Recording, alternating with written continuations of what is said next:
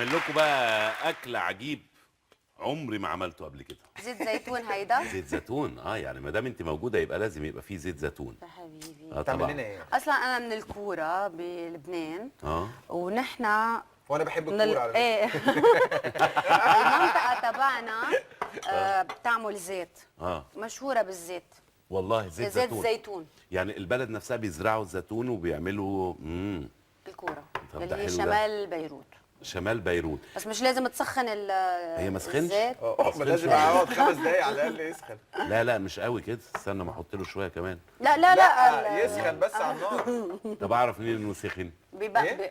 هقول لك حاجه، تنزل ايدك تمسكها كده لا. والسخن لو اتحرقت لو يبقى احط طب صباعي ما يعني. يلا جرب انت جرب يا اهو جرب اهو. لا تجرب ايه يا عم؟ لا لسه بارد قوي. لا والله. لا والله. لا يبقى نستنى مثلا. Thank ايه you ده very انا much. اساسا اسخنه بقى جامد. هو ما كانش مولع. ده كان مولع، ده كان عمر كنا نقعد جنبه 4 سنين. قعدنا ايه صح. في اكله يا خالد انت اكلتها من ايد والدتك مهما تاكلها في اي حته بيفضل الطعم في بقك. ايه هي؟ كانت او انت بتحب من ايديها ايه كنت بحب حاجتين. الباميه باللحمه والبطاطس بالفراخ. عارف اللي عليها طماطم دي؟ ايوه صينيه صينيه بطاطس بالفراخ. صينيه بطاطس بالفراخ دي يعني ترجع البيت تلاقي الصينيه دي موجوده تعيش يا بس معلم. ما كنتش، عشان انا كنت قايل لك كنا عندنا يعني في الفيلا عشتين ورا كنا مربي فراخ وارانب وبتاع. ما كنتش احب اشوف الفرخه وهي بتتذبح. شوفها وهي بتتاكل بس. لو شفتها وهي بتتذبح ما اكلهاش. لا يا راجل. والله. هي نفسها الفرخه. قلبه طيب كتير. لا ما اقدرش. انت ذبحت قبل كده فرخه؟ انا ذبحت بني ادمين يا ابني. طب انا عايز اقول لك حاجه، انت ذبحت فرخه وذبحت بني ادمين، ذبحت القطه؟ لا القطه لا. في البيت ما ذبحتش. ما ينفعش. ما ينفعش نذبح القطه. انت عارفه المصطلح بتاع ذبح القطه، الراجل يذبح لمراته القطه يوم الجواز والحاجات دي؟ لا هي مصطلح بس مش معنى انه هيجيب قطه ويذبحها، لا هو المصطلح انه ذبح لها القطه خوفها من اول يوم يعني. وراها العين تسمع الحمراء. كلامه يعني. يا حبيبي. ذبح لها القطه يعني. يذبح لها القطه. ايوه. ايه ده؟ طليتنا زيت. كان احمد زكي وسعاد حسني الله يرحمهم كانوا عاملين مسلسل اسمه هو وهي. جميل. كان فيها اذبح لها القطه في ليل. انا بموت باحمد زكي. لا وفي كمان الاغنيه الشهيره بتاعتهم البنت زي الولد ماهيش كمالة عدد. ماهيش كمالة عدد. وكما قال الشاعر البنت زي الولد ماهيش كمالة. ده صلاح جاهين. صلاح جاهين هلا طبعا. ابنه لاحمد المرحوم يعني طبعا. احمد زكي هيثم طالع مثله برايك؟ هيثم كممثل. هيثم ممثل شاطر. بصي يعني لازم ما يبقاش زي ابوه. لازم يبقى هو مميز، وهو فعلا مميز يعني. هو عامل شكل جديد، شكل مختلف تماما، والولد احساسه عالي جدا يعني. بس اشرف بصراحه يعني انا بشوف ان مفيش حد ممكن يبقى زي احمد زكي. تصدق انا كان حلم بالنسبه لي اني يمثل قدام احمد زكي. بموت فيه. انت عارف مين اللي بحبه قوي اشرف تمثيل غيرك طبعا في ربنا يخليك. ككوميدي بجد انا بحبك جدا. انت عارف انا بحب جدا جدا جدا يحيى الفخراني. يا سلام يا حبيبي فظيع. بحس انه ما بيمثلش خالص. تحس انه اخوك، تحس انه قريبك يعني، ما تحسش ان هو حد غريب. اصلا طبيعي. تعرف ان انا من وانا صغير، انا مش كنت قايل لك ان انا ساكن في مدينه نصر؟ هو ساكن في اخر الشارع معايا والله طول عمره يعني. طول عمري يحيى الفخراني من وانا صغير قبل ما حتى اتعرف ولا العب كوره. يعني كنت بحب اشوفه وهو بيمثل دايما. طيب لما بتشوفه بالعام؟ لا جدا طيب جدا زيه كده ما بيطلع في تحسي ان هو مش بيمثل. ما تغير. حلو كتير الفنان يكون هيك يكون مثل ما هو بطبيعته. مظبوط. طب اشرف انت معلش انا اللي بسال دلوقتي بس عشان انت بتطبخ. انت هل في ناس في مجال التمثيل اللي انت كانوا شخصيات بعد ما تعرفوا اتغيروا؟ كتير طبعا. كتير. واللي بيعمل كده ما بزعلش منه قد ما بيصعب عليا. برافو. لان هو كان شايف نفسه ولا حاجه، ولما بقى في المجال ده او اي مجال، هو مش بس خاص في مجال التمثيل، في عده مجالات. انا مره في طبيب يعني كنت اروح له بيتعامل مع الناس ازاي؟ ايه اللي انت عامله في نفسك ده؟ وانت كده بني ادم؟ انت كده مش بني ادم. والله العظيم. ولا الدكتور بيزعق، انت بتزعق لي ليه؟ يعني هو نفسه شايف نفسه كطبيب من حقه ان هو يزعق للناس والبتاع. حرام. زي برضو زي ما بقول لك، هي فكره ان واحد بقى طبيب او بقى ضابط او بقى ممثل او بقى مهندس، فهتلاقي في واحد بيتعامل بطبيعته خالص، وفي واحد حس ان مهنته ميزته عن الاخرين فخلته يبقى بيتعامل مع لا، الناس بس- التانية بس بشكل أشرف بيكون مختلف. عنده نقص اصلا من قبل ما يكون شيء، بيكون صح. هو ولا ما شيء. عندوش ثقه في نفسه. طبعا. بس عايز اقول في فرق بين المهندس والطبيب عن واحد بقى معروف في الوطن العربي كله بقى يعني انا قصدي في مجالك ممكن ناس محدودين اللي حواليك اللي يعرفوك، لكن لما تكون معروف في الوطن العربي كله هي دي بقى اللي بتكلم عليها. هل الشخص ممكن يتغير؟ اكيد اكيد بيتغير. قد في ناس مثلا او ممثلين، طبعا عم بحكي بالاجمال، او مطربين او بيخدعوا قدام الكاميرا شيء بالظبط. في وورا الحقيقة شيء الكاميرا تاني. شيء، واللي بيعرفهم اللي بيكونوا عم بيصوروا والناس الموجودين بيعرفوا هن على حقيقتهم قد ايه هن قادرين يخدعوا الناس. بس في فتره معينه انا بشوف كده، اعتقد ان كلنا مرينا بيها، فتره من اللي هي ما بين الغرور او ما بين الاحساس يعني ساعات ما الواحد كل الناس تتكلم عنه بتحس بنوع ان هو برضه بيحس شويه ايه بنفسه. بس في فرق ان انت تحس بنفسك سنه طبعاً. وان انت تفضل طول عمرك متغير على اصحابك وعلى اللي حواليك وعلى جمهورك وعلى ما هو اللي بيتغير على اللي حواليه هو ده اللي اتغير، يعني هو ده الشخص اللي اتغير. لكن في واحد اللي حواليه هم نفس الناس، نفس قرايبه، نفس اصحابه، لو فضل معاه اصحابه هم مظبوط. ثق تماما انه ما اتغيرش. اكيد. انت بتعرفي تطبخي ايه؟ مثلك بجد؟ هون بعرف اعملهم. لا والله يعني بتعرفي انت في تطبخي حاجه ولا معينه بتعرفي لا ما تطبخيها؟ كتير، انه ما كتير شاطره بالطبخ، بس انه بعرف. بس بعتقد هدول ما استووا كتير منيح لا ما انا دول هيستووا مع دول مع بقى. بعض. انا بس خدتهم انت شو الأول. عم تعملنا هلا؟ تشويحة. اكلي شو؟ الاكله دي مع زيت الصويا، هي حاجه زي الصيني شويه لكن ما هي الصيني. بس ما هي الصيني. ايه الفرق بين الفلفل الاصفر والفلفل الاحمر والفلفل الاخضر؟ الاصفر اسماعيلاوي، الاحمر اهلاوي والاخضر اتحداوي. هو في لا فرق؟ الاخضر المصري. ها هو في فرق ولا هيك؟ لا والله هو بس الوان، ما اعرفش بيلونوها ازاي. لكن انت ما طبختيش خالص؟ عمرك ما طبختي يا رولا؟ انا لا طبعا طبخت كتير، وايام طبخت وفشلت وحرقت الطبخه، وايام اول مره طبخت فيها كان المرحوم خيف طلب مني اني اعمل له مجدره.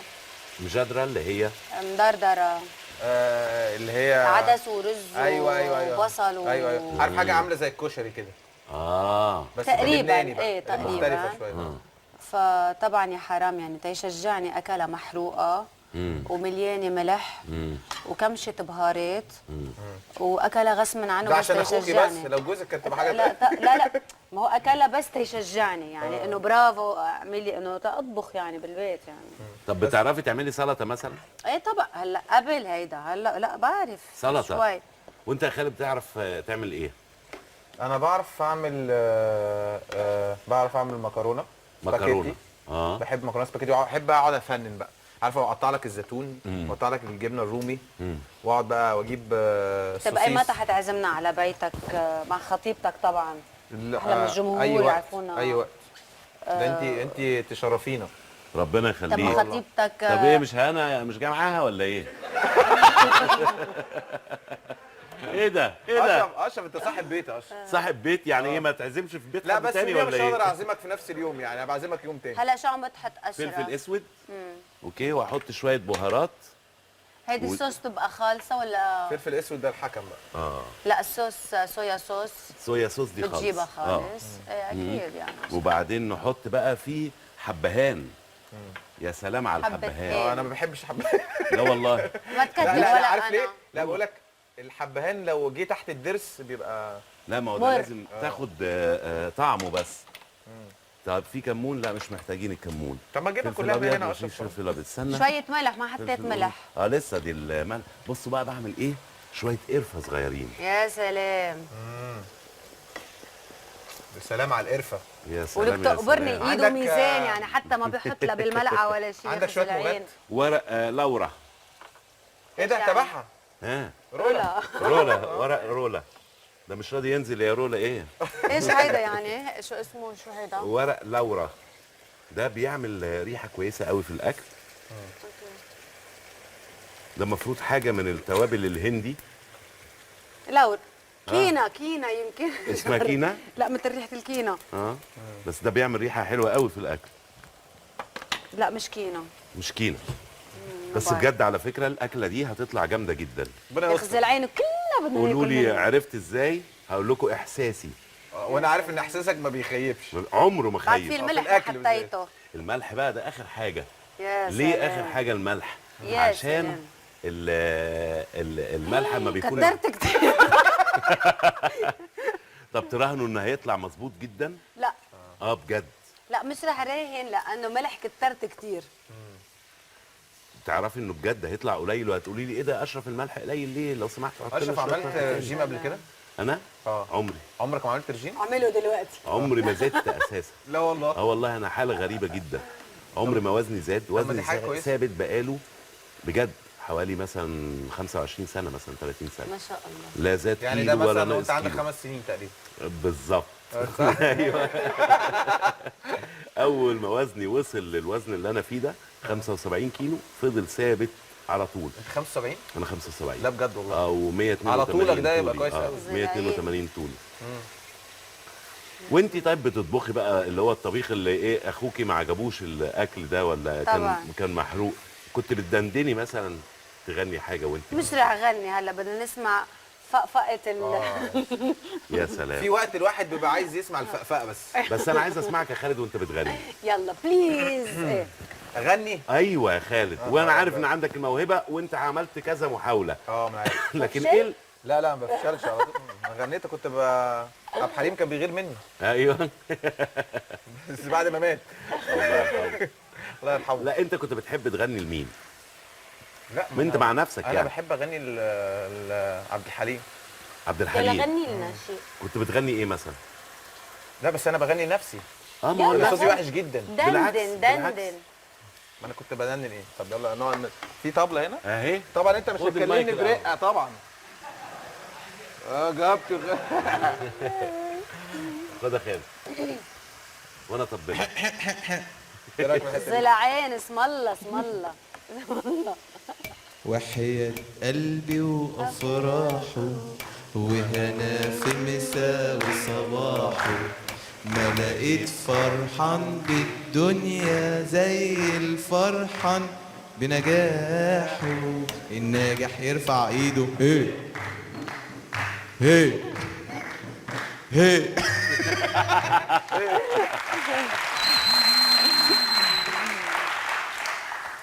ايه ده؟ قالوا لي هاني الود عليك ونسيت وفات قلبي. انا مش فاهم الجيران دول يعني ايه. طب رولا ما لو سمحت، بيقدروا المواهب. لو سمحت قولي لي ايه رايك بصراحه في صوتي ولا بلاش بصراحه، ايه رايك في صوتي؟ ده عقي. اقول لك طالما ضحك الجمهور. يبقى صوت كوميدي، انا ما كنتش يعني- عايزه كده. كنت عايزه رومانسي. يا حبيبي. والله. طب ايه اكتر اغنيه رومانسيه بتحبها؟ اللي انا غنيتها دي دي بقى دي البؤساء دي مش والله يا جماعه البتاعه دي بجد ولا ايه؟ استنى اجيب طبق. شكلها ايه؟ استنى كده يا معلم نشوف دي استوت مبدئيا ولا لا. طبعا الضيفه يعني جايه من لبنان مخصوص فلازم هي اللي تبتدي. والله عشان انا لو حصل بس لها يعني حاجة. لا يا عشان هي حبيبي. ضيفتنا يسفل فيك. ما ينفعش اجرب فيها. سخنة سخنة روق. الملح اخباره ايه؟ حلوه قوي. الملح ايه؟ اقول لكم حاجه، البتاعه دي خلصت خلاص. يلا تفضل لا دوق. حضرتك الاول لا طبعا. ما برضى. لا ازاي انا ما باكل الدجاج. لا احنا كرمه. ما باكل دجاج. انت بتجيش دجاج؟ لا. انا باكل فراخ. احنا هنقنعك بالدجاج دلوقتي حالا، وعلى ما ناكل عايز افرجكم او اسمعكم حاجه هتعجبكم جدا. يلا. بعد ما ناكل يلا بينا.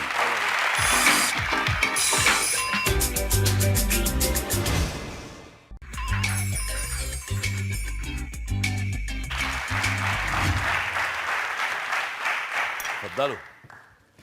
عايز بقى اسمعكم حاجه وتفكروني انا دي من الاغاني اللي يا انا بعشقها يعني.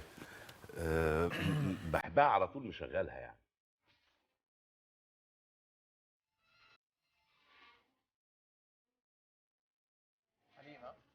حريم ايه؟ صباح.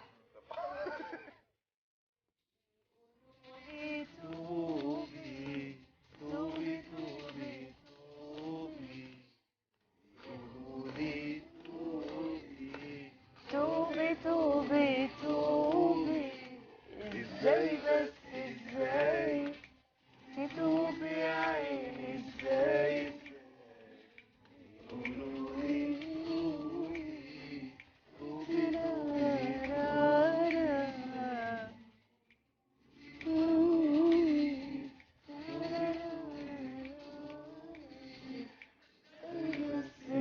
طبعا سبوحه يعني حبيبة ليها قلبي. كميه اغاني. الواحد يعني انا بحب كل المطربين وكل المطربين الجداد، كل اللي بيظهروا وكل اللي بيعملوا مجهود ومجهود كويس جدا، اكيد بحبهم وبسمعهم. لكن دايما الواحد ايه يحب مع نفسه كده يقعد اسمع ام كلثوم، اسمع عبد الحليم، اسمع صباح كمان في الاغاني بتاعت زمان، اسمع فايزه، اسمع ورده، فيروز. اسمع فيروز طبعا. دي بتخليني ايه اقعد ريلاكس كده. انت بيحصل معاكي كده يا روي؟ أكيد، يعني إذا حتى بدك تتثقف فنيا، إذا بدك تمرن صوتك، إذا مفروض تسمع هيك أغاني وتغني مع هيك أغاني. أنا أصوات، يعني صوت سبوحة بالذات بيريحني كتير، و عن جد سبوحة مش هيك، مش بس إنه ك ك كفنانة بتغني، كبتمثل، ما بتحس ما حدا عنده الأرشيف اللي عندها إياه سبوحة، إن كان كأغاني أو كتمثيل. فأنت شو رأيك؟ انا كنت بحب لها اغاني قوي، اغنيتين فيها، اغنيه كان ليها اسمها ساعات ساعات، هي بتحبها كتير وبتحب حبيبة أمها. وفي اغنيه لا ترارارارا لا ترارارارا يا ملوعلي قلبي صمو فرقة قصدك انسى حبك برضو لا. يا نهار صوت مين ايه هيدا؟ رأيك في صوتي؟ تحفة جامد جدا. تحفة. المخرج وطى الميكروفون. طيب يعني انت مين تاني غير سبوحه بتدندني لها والاغنيه اللي انت عملتيها لشاديه، لكن مين تاني بتقعدي تدندني لها؟ شادية مثلا السيدة فيروز طبعا. فيروز بتحبي لها ايه؟ كل حبيتك. اغانيها طبعا. حبيتك تنسيت النوم، هي من الاشياء اللي بحبها كتير. حبيتك نسيت حبيتك تنسيت النوم، يا خوفي تنساني، حابسني برات النوم، تاركني سهراني، انا حبيتك حبيتك، انا حبيتك حبيتك. طيب يجي الواحد ليغني لكم مظبوط بالضحك وخلص ما راح اغني عارف بقى. عارف اشرف ايه كمان اللي بحبها جدا؟ ورده.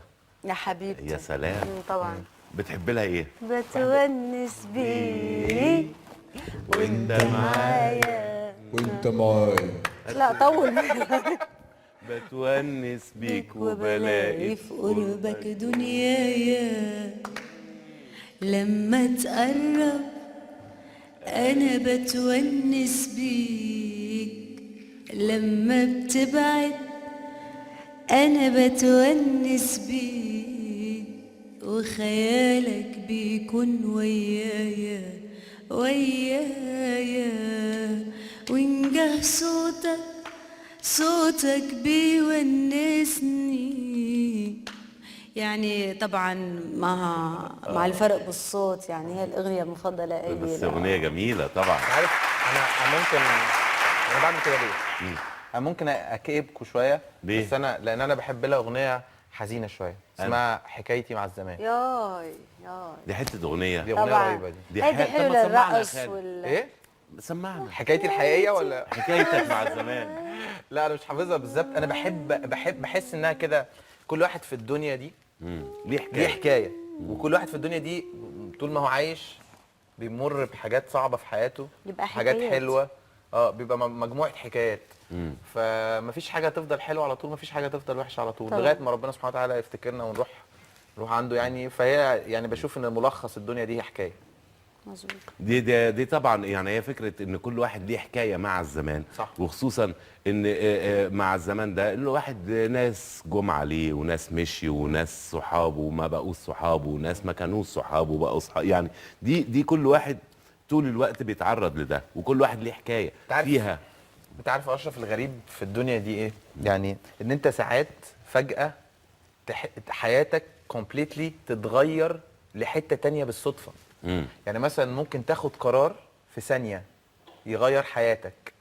يعني مثلا ممكن فجاه واحد مسافر يومين يتفسح مثلا في بره، يقضي بتاع 25 سنه في حياته ولا 30 سنه بره. اللي هو رايح يومين هو ده. جاي هو حاطط في دماغه رايح يومين وراجع بلده تاني. آه. في حد تاني مثلا ممكن يقرر ما يسافرش فجأة مثلا ويفضل عشان هيسافر بكره هيأجل، وما يسافرش بكره ويفضل بقيه حياه يعني. انت عارف الحياه الحياه اللي انت بتتغير. بتقوله ده، انا جالي في وقت من الاوقات معايا الباسبور ومعايا الفيزا ومسافر امريكا.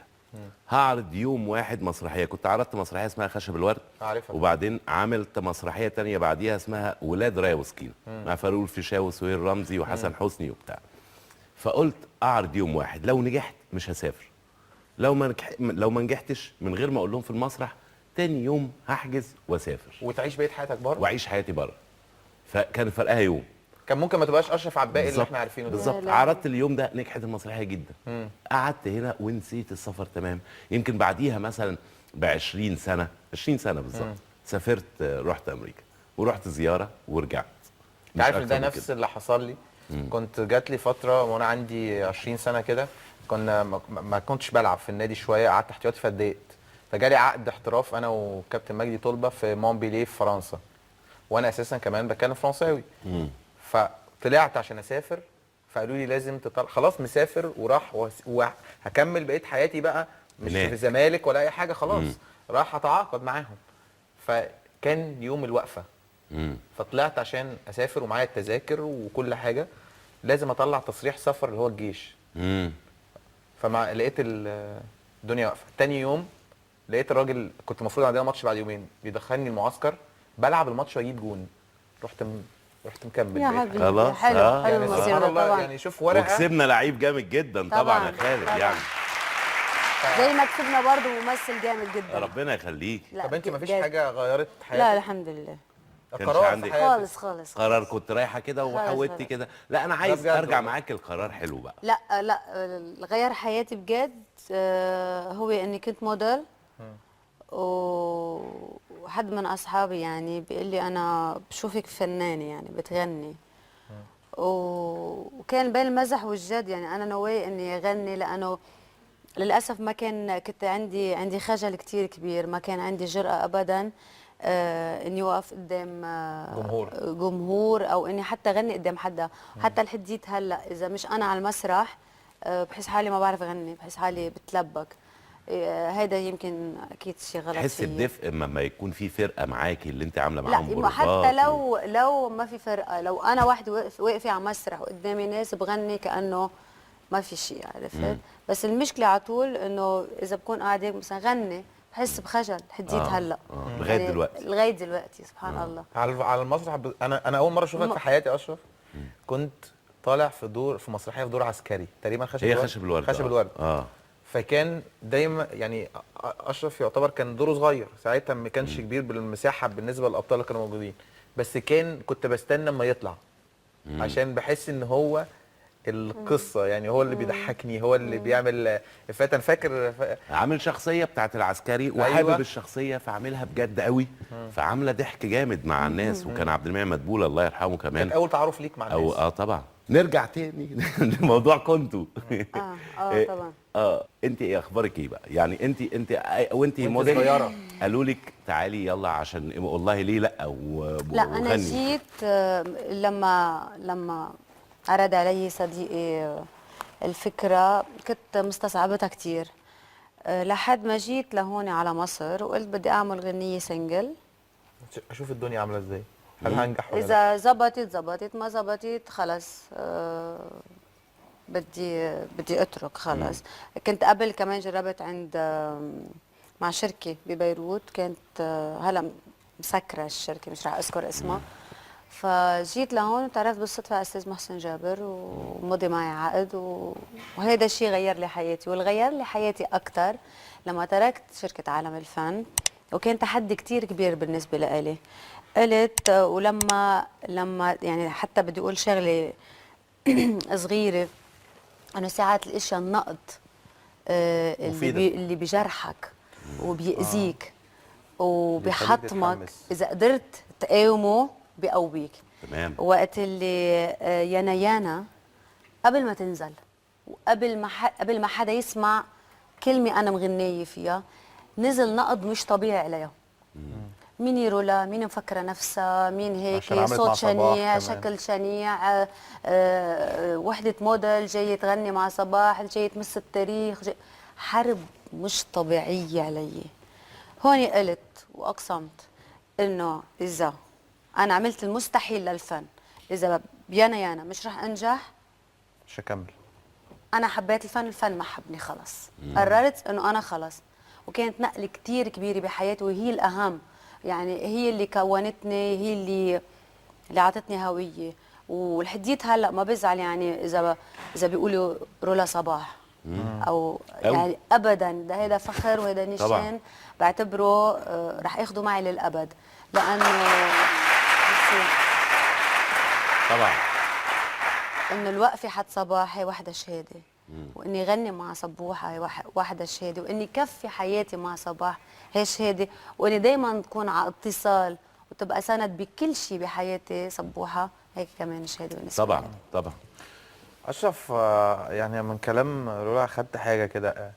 هو يعني ساعات يعني ممكن مثلا رولا عندها موهبه مش نفس موهبه مغنيات كبار، وانا مثلا لعيب مش نفس مثلا مش مارادونا، بس هل الموهبه اهم من القبول والحضور والكاريزما، ولا برضو الحضور والقبول بالنسبه للناس هو اهم، اهم من الموهبه؟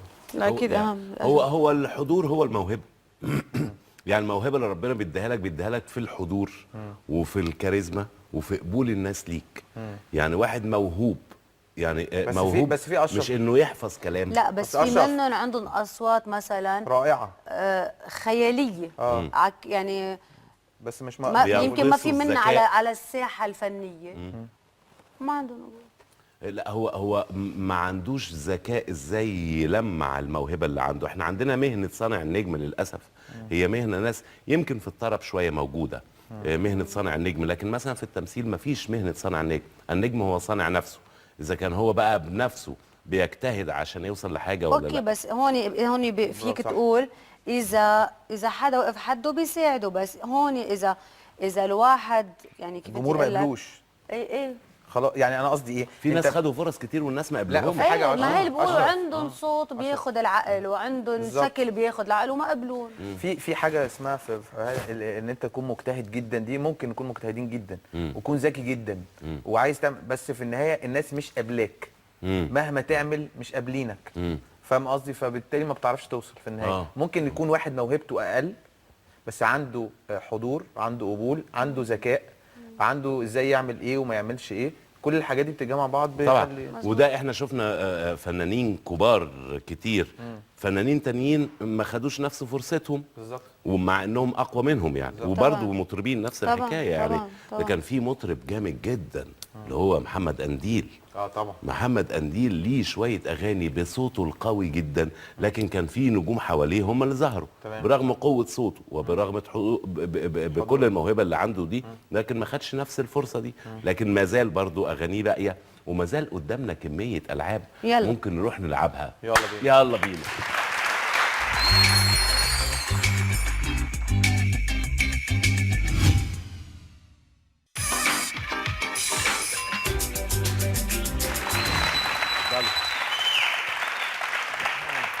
بما ان احنا افتكرنا بقى الالعاب، تعالى يا خالد. بما اتفضل ان يا احنا خالد. افتكرنا الغنى وغنينا وافتكرنا، وانت غنيت يا خالد. انا فرحان ان انت غنيت. انا اول مره اغني في اي حته في الدنيا. يا شطور ربنا يخليك. يا رولا. شطور. كنت بتلعبي ايه وانت صغيره؟ انا كل الاولى. هدول الاشياء ما كنت العب فيهم. كنا نلعب بالاكس يلي هو اللي هي دي كده. 1 2 ايه برافو هي الاولى دي بتسموها في لبنان ايه؟ اكس. اكس. وفيها خطوط وتعملوا علامات. هذه هي وبالحبل. بس دي لعبه بنات على فكره. ما هي دي بنات. انا لعبت بيلي. لعبت بيلي انت؟ امال ايه؟ بيلي طب والبيلي اللي انت جلي بتكسب يعني؟ ايوه أيوة. جل. انت عارفه موجوده حلوه الميكس. ايه؟ معلش ايه؟ تقولها تاني. اسمها ايه؟ قله. الله. دي جلة. دي جلة ايه دي؟ هي طب أنت جله. بتعرف تلعب بليار؟ انا بعرف. انا يلا اكسب وريني. اي حد. تيجي يلا. اكسب اي حد. يلا يا معلم. انا اشول في رجلي وفي ايدي. وانا كمان والله؟ نعم. نشول زي بعض. طبعا. طب قصدك ايه؟ يعني ننفع بقى. على فكره انا بحاول ابقى اشول بقالي فتره لو بقالي فتره بحاول ابقى اشول. يلا يلا بدي اكسر يا أشوف. معلم. انا الحكم هون. اوكي يلا. هتشجعي مين يا رب؟ انت طبعا ربنا يخليك. يا حبيبي. اكسبني براحتك يلا. مش إشكال. ركز ايه ركز صدمت؟ طبعا يلا. حلو المطر قبل ما يلعب. الله الله الله الله ولا كوره حلوه قوي. حلوه قوي حلوه يلا يا قوي. أشرف. العب انهو. لا العب هنا عشان يلا استنى يا معلم اهي يا معلم اهي. اهي. ايوه هي دي. برافو.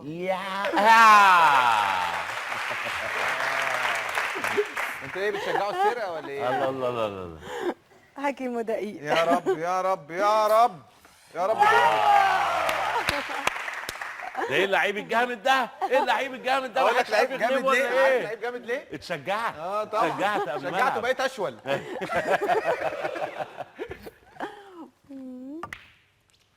برافو. الله الله الله الله اشرف الله الله الله.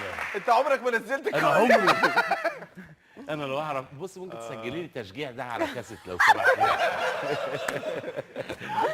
عشان لما العب تاني مع اي حد ابهدله.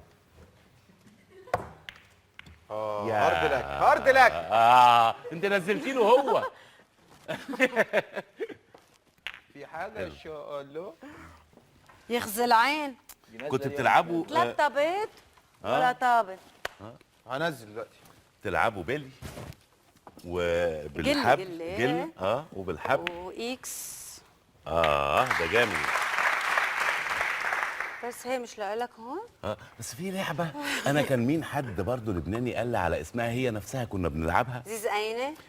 طوب فوق بعضه كده وبيتحدف بكوره. طوب يترص فوق بعضه كده 7 طوبات كده وحد بكوره. بس قالوا لي ليها اسم في لبنان مش عارف اسمها ايه. ما ده عندنا احنا لكن عندهم هم في لبنان ليها اسم تاني زي الجل. اتفضل يا باشا. كنا نلعب زيز عيني. اللي هي ايه دي؟ يلي بيبقى في حرف هيك وبنحط خشبه اسمها إيه؟ طويله. اسمها ايه؟ زيز عيني. زيز عيني. زيز عيني. ايه رايك في لعبه الجلي وزيز عيني؟ زيس اين اللي هي ايه؟ عباره عن ايه؟ زيز عيني دي. عيني ما بتلاقيني. زيز ده إيه ده يا عيني معلم؟ هي الجمهور حرف. محدش بيشجعني ورولا بتشجعها ماشي ماشي. كله حبيبي. بيشجع اشرف كلكم ضدي كلكم ضدي. حرام الكرة خلوده رايحة. حرام. في حاجه طب زقفوا له الخالد شوي. سقفه جامده لخالد.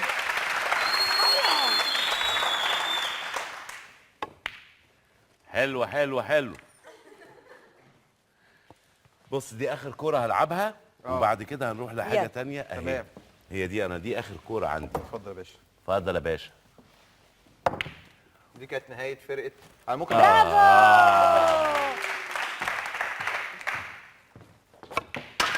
اوب حلو حلو حلو حلو حلو.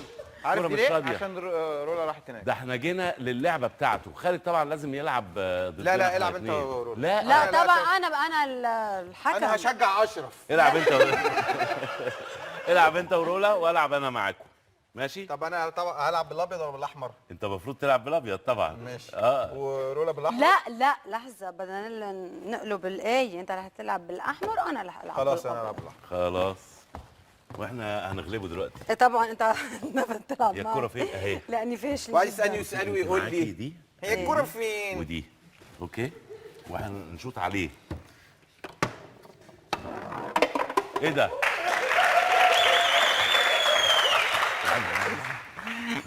انا هغلبكم قصدي انتوا انا الاتنين. الاحمر. ايوه كده 1-0 ليكي.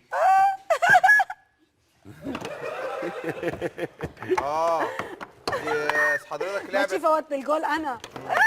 الحق ارجع جول. على فكره اللعبه الماتش ده يخلص في الاسم. لا قولوا بلا. لا يا خالد بليز خالد خليني انا اربحك. روق يا خيي. لا روق.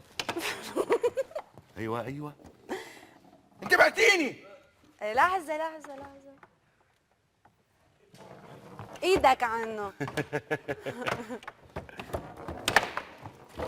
لا حبيبي، لا حبيبي، لا حبيبي، لا حبيبي. يعني لعيب كوره هيدا قده ما عم يعرف فوت جول. سوري يعني. حلو هالشي، بدي ابقى نجيب وحده منا على البيت. لحظه، في شيء. ده بيقلب الملعب. جول. ايه ده فيكي؟ فيكي سوري. جول وفرحانه، ده جه فينا. نيران صديقه. قصدي هون. ايوه. صرنا 2-1. اوكي. 2-1. ايه. رولا، كنت بتروحوا رحلات زمان؟ رحتي مع مثلا اصحابك، رحتوا رحله اتوبيس ورحتوا من مكان لمكان او حاجه؟ شوف انا ايه؟ مش عايز تفتكر. مش هيك انه انا لا ما تسالني عن اشياء زمان، لانه ما كان في شيء حلو. ما كانش حاجات كويسه. خالص. فاحكي معه هو احسن. وخالد، انا عايز اسالك سؤال عجيب برضو. رولا اكيد عايزه تعرف الاجابه بتاعته. اتفضل يا باشا. انت شفتي ماتشات كوره؟ ايه طبعا. شفتيهم وهم بيلعبوا كوره طبعا؟ انا لما لعب مصر اخر شيء كان قلبي بايدي. والله. ايه طبعا. كانت بتلعب مع مين؟ وتاني يوم فرقه افريقيه تقريبا. في افريقيا. ايه كاس تقريبا انت آسيا. هتقول تقريبا يا خالد. لا انا عايزها عشان هي تفتكر بس اخر ماتش يعني. خي ما كان عم بيصور شو اسمه. يا ربي نسيت اسمه. يا جرستي. مين؟ الحضري. الحضري. حبيبي. حاضر. كان تاني يوم عم يصور معنا. كان هو الحضري إيه طبعاً. بيتصور معاكوا في البرنامج. بس خدي بالك عشان ما تبقيش حبيبك قوي عشان الناس زعلانه منه. ليش ما خص ما جاب جول خلص. ما بيهمني هو شو، مهم انه جاب الانتصار. شو بيعمل شخصيا انا ما خصني فيه. لا عشان هو ساب النادي الاهلي يعني. هو ساب الاهلي بس طب أنا يعني شو اهم حاجه خصني؟ انه ينجح في مو مكانه. ربح يعني ولا ده ما أهم ربح؟ حاجة. ربح. عطى فوز لمصر ولا ما عطى؟ صح، أهم حاجة للعرب مصر. ولا لا؟ أهم حاجة. اوكي بقى خلص. شو يا بده يعمل؟ سلام يا سلام. دي حلت المشاكل كلها اللي بقى لها. شوف قد ايه يا خالد. بس خد بالك عايز اقول لك حاجه. انت ما سالتنيش برضه. ما انا انت سالتك. بتوجهني السؤال وهي اللي بتجاوب وبتسمع لها. طبعا. ينفع انت ما تسمعلهاش؟ وليش تقول انه الناس زعلانه؟ قول الناس كانوا زعلانين بس هن ما لازم يزعلوا هيك بيقولوا. يا زي ما يكون حد بيحب حد بيبقى نفسه يبقى معاه. طبعا ما انت نفسه هتبقى ما مع يبقاش. هلا هو وين هو اصلا هلا؟ انا اقول لها اساسا اللي تقوله انا معاها. والله لو يعني انت مبسوطه من الحضري حبيبي الحضري. انه مبسوطه اكيد. وارقص يا حضري.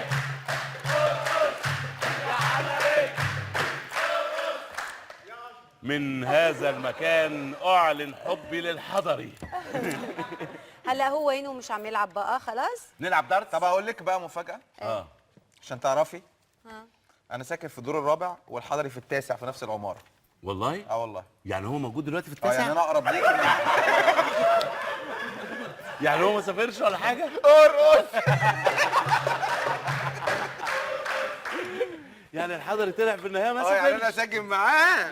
هلا اقرب. هلا يعني بطل يلعب ولا هو في سويسرا دلوقتي بيلعب في نادي تاني يعني. في سويسرا. خد بالك زمان كنا بنقول في سويسرا دي يعني في السجن ده. لا دي فرنسا. لا في سويسرا والله. لما انت برضه عشان في مدارس الافلام في افلام العربي كانت زمان يقول لك انا في سويسرا. ايوه يعني في فلان في السجن. سويسرا يعني محبوس. ايوه صح.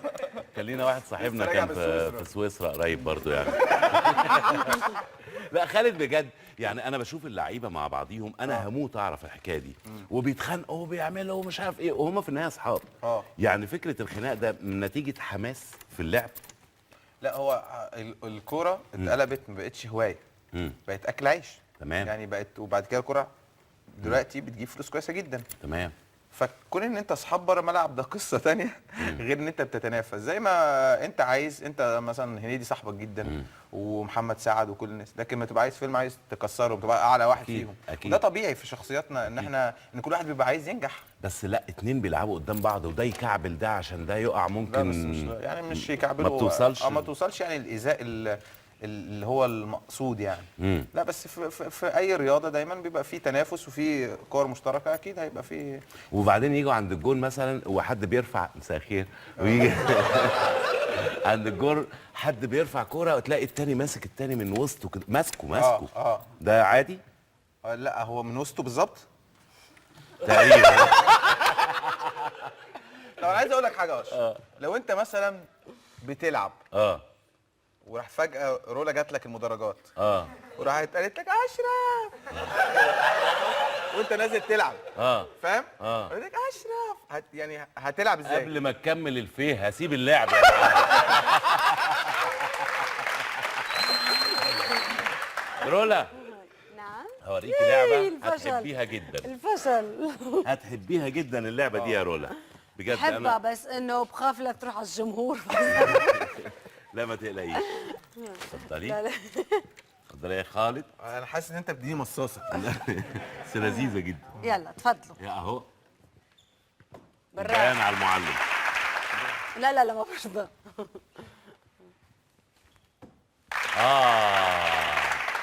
ده جامد خالد. ما فيني كلنا- استعين بالجمهور؟ ما فيني؟ هذا اللي انا والله. طش الكاميرا طب شو. اقول لك حاجه، اقف هناك لو وقعت احطها. هيك ما بتفوت كمان. ده حتى مش راضيه تمسك في النص. ايوه كده. لا بس والله يا رولا سهله جدا. بس عايز اقول لك والله حاجة، ثقي في أحسن نفسك يا واحد ماما. اشرف. ثقي في الأسود. نفسك. بص اشرف سهله من جدا. فوق اهي.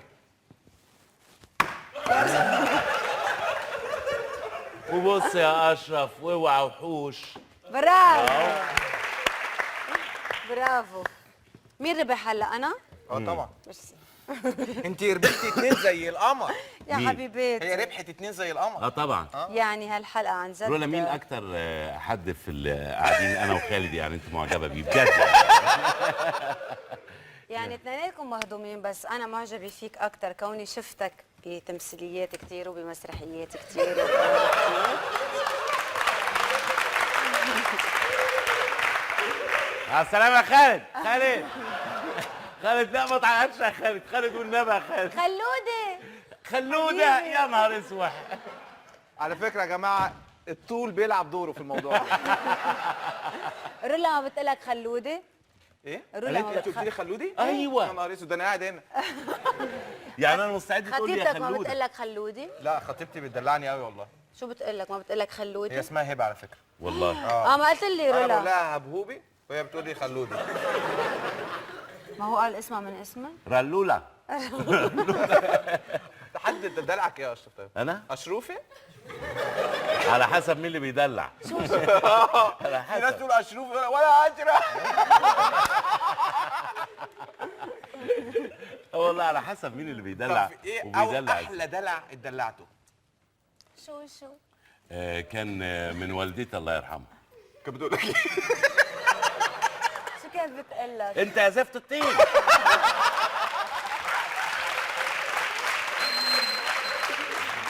لا احلى دلع اتدلعتيه في حياتك. لا لا انا ما عندي. لا انا عارفك. ده هو الاسم انا عارف نفسه الدلع دلع. بتاعها، عارف الدلع بتاعها. ايه؟ كان ما يجيب لها هو في ابتدائي لها شوكولا. ازيك يا شوكولا وبونبون. بونبون. اشرف عمرك رحت البقال قلت له عايز بونبون؟ بونبون؟ اه لا انا كنت بروح اقول له في نضلر.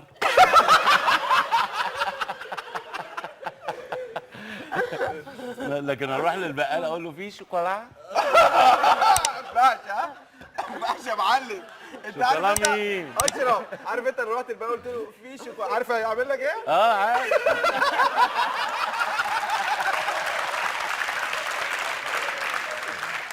في ناس بيليق عليهم الدلع اسمهم ايه بيلبقلوا. بيلبقلوا. في ناس يليق عليهم الدلع وفي ناس يعني ده تخيل ده يروح يتدلع ازاي يعني. ده بقى عايز شوكولاته. عايز شوكولاته. وليه يا عم ب 10 صاغ ليه يا عم. لا والله يعني عارفه كان زمان فكره الشوكولاته نفسها والحاجات دي ما كانش فيه انواع كتير. بس كنا حابينها. الانواع الموجوده هي حابينها. بعد ما دقنا انواع مختلفه النهارده لو دقنا نفس الانواع بتاعت زمان حاجه عارفهم انت طبعا. هنزعل. هتزعل بجد. انا فاكر واحده كده زمان هي مفيش غيرها كانت بالكاف. اللي بتتشد. لا انت ايام ما بتشد انا كنت اصغر منك بكتير. انا جيت بعد اللي بتتشد على طول. اللي بتتمص كده وتتقطع. ففكره انك انت حاجه بتبقى حاببها دي في حد ذاتها طبعا انك انت تروح للراجل تشتريها من عنده. انتوا كان عندكم في سوبر ماركت ولا كان بقال بيبيع مثلا خردوات بيبيع شوكولاتات وكله. لا بالمدرسه كان في كانتين. دكان صغير. ده في المدرسه. لا في الشارع بيبقى يعني احنا دلوقتي كان زمان مثلا عندنا البقال اللي هو بيبيع الجبنه وبيبيع الرز وبيبيع الحاجات دي. بس انا كنت عايشه في الدير نفسه فما بس بقول لك ايه، دلوقتي بقى سوبر ماركت. ما هو سوبر ماركت بقى فيه كل الحاجات. يعني انت زمان كان عندك سوبر ماركت ولا بقال؟ بقال؟ كان عندنا بقال. بقال طبعا. لكن ما كانش فاتح عندك سوبر ماركت. لا بقال وخردوات الاثنين جنب بعض. طيب رولا، في حد مره قال لك كلام مثلا وانت ماشيه، حد عكسك، حد قال لك كلام؟ شتمته. والله قال لك ايه؟ هو قال لك ايه وانت قلتي له ايه؟ لا ما ينفعش. ما ينفعش اللي انت قلتيه ولا اللي هو قاله؟ الاثنين قلنا. والله هو كلمني كلام بذيء وحسيت حالي يعني مش عارف مش عارف يدافع عن حالي، فتوقعن زياده عن اللزوم وكنت بعدني صغيره يعني. فشتمته فاكلت قتله. عملتي ايه؟ ادوني علقه يعني. ادوكي علقه طبعا. عشان شتمتيه؟ ايه طبعا. طب المفروض هو اللي ياخد علقه عشان لا عكسك. يعني انا اهلي يعني عيطوا علي انا لانه كنت سيبيه مالكيش دعوه بيه وما اعرفش انه عيب يعني. بس انا طبعا ما قدرت اتحمل. انت عكست قبل كده اصلا؟ انت عكست؟ انا عكست؟ اكيد كلنا بنعكس. كنت بتقول لها ايه؟ يعني تخيل يعني رولا مثلاً قدامك. تخيل رولا انا قدامك. كنت رقيق في معاكستي يعني. ازاي يعني؟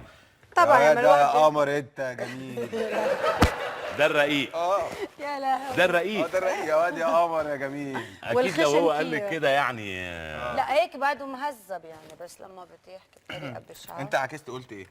انا لا اشرف عكست انا إيه؟ يعني اتخيل رولا مثلا ماشيه قدامك، عكسها كده.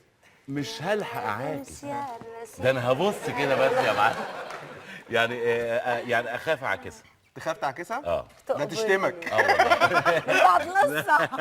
لا من قبل القصه. يعني اعاكس واحده الاقي فيه امل يعني. بص حبيبي عارف الحب من طرف واحد؟ ايوه اللي هي المعاكسه من طرف واحد. كان من ناحيتي انا الصراحه. يعني مثلا ممكن كانوا يبقوا ايه بنتين ثلاثه ماشيين ماشي، بنتين ثلاثه اقوم انا منقي ايه اوحش واحده يا فيهم. حبيبي. ليه يا عم؟ ايوه ليه؟ بص ركز يا معلم، التانيين شايفين نفسهم مش هيتعاكسوا. انا بركز على اللي هتحب انها تتعاكس. يا حبيبي. وبعدين طب أنا اقول لك أسألك حاجه، سؤال بقى. عمري ما عكست حد. وانا والله اساسا خالد. والله العظيم عمري بتكسف. خالد طب رولا هسألك سؤال. ايه السؤال الصعب ده؟ بس انا ما تعرفش ايه اللي حصل دلوقتي. ايه؟ قلت لها رولا هسألك سؤال، فراحت قالت لي نعم. فما قدرتش ما اسال. قدرتش يا تكمل. بنعم. اهو مشاعرك حلو برضه. لا بجد اسمه ايه ده؟ اصل اشرف عمال يقول انا اختار اوحش واحده فيهم. الراجل بالنسبه لك ايه؟ شكل حلو ولا لا طبعا. شخصيه ولا لا إيه؟ طبعا معامله طبعا. المعامله. لا بس لما كنت صغيره كنت احب الشكل الحلو طبعا. دلوقتي لا اخر شيء بفكر فيه الشكل الحلو. بصي وبمناسبه الشكل الحلو، فانتي فنانه جميله وصوت جميل وشكل جميل، ميرسي يا وبجد يا رولا الوقت عدى بسرعه جدا ما حسيتش Thank you يا بيه. حبيبي. وانتي نورتيني وكنت منوره البيت، وبنحيي رولا جامد.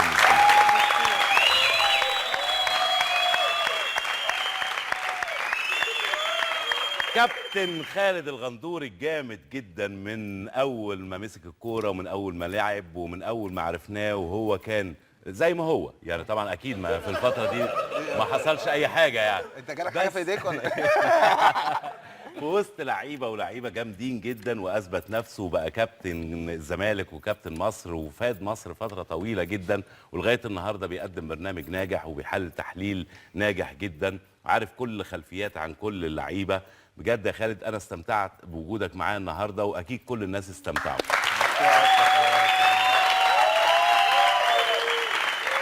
ويا جماعه مش عايزكم تقطعوا الزياره، اديكم عرفتوا المطرح طبعا. وانت عجبك خاصة الفراخ. طبعا.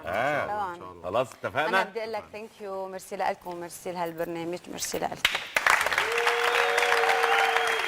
خالد انبسطت فيك انا كمان. وانا جدا والله. يعني عايز اقول لك حاجه، ان انا وانا عارف ان انا جاي يعني رولا كنت اعرفها، يعني يمكن شفتها مره واحده، ركبنا الطياره مع بعض رحنا لبنان، بس ما كنتش اعرفها اكتر. حبيتها وعارف ان انا جاي، انت ليك اشرف ان البرنامج هيطلع حلو لان انت ربنا شخصيه يخليك. لذيذه وتلقائيه. ربنا يخليك، ميرسي خالص. وبص برضو يعني المفروض ايه اوصلكم لغايه الباب وبتاع، بس مش عارف قلقان، لا، فمعلش يا لورا بجد انا هخرج معاكم. يلا بينا، يلا يا لورا. باي. تصبحوا على خير، تصبحوا على خير.